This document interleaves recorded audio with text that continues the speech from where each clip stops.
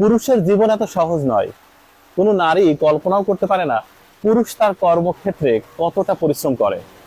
পুরুষের সাথে খারাপ ব্যবহার করার আগে প্রত্যেকেরই ভাবা উচিত কর্মক্ষেত্রে পুরুষ কতটা সংগ্রাম করে আসে। আপনি হয়তোবা এই পুরুষ বাড়িতে গেলে হয়তোবা তার ওয়াইফ বলতেই পারে, টেবিলে খাবার রাখা আছে, খেয়ে নাও, এত শীতের মধ্যে উঠতে পারছি না।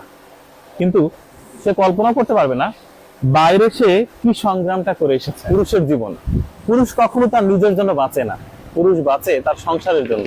তার নিজের জন্য বাঁচলে হয়তোবা পুরুষ এত কষ্ট করতো না।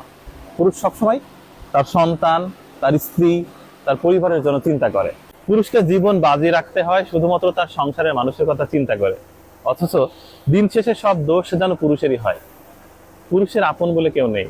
পুরুষকে কেউ কখনো ভালোবাসে না। ভালোবাসে পুরুষের টাকা, পুরুষের সামর্থ্য, পুরুষের যোগ্যতা। আহারে জীবন, পুরুষের জীবন বুঝি এরকমই হয়।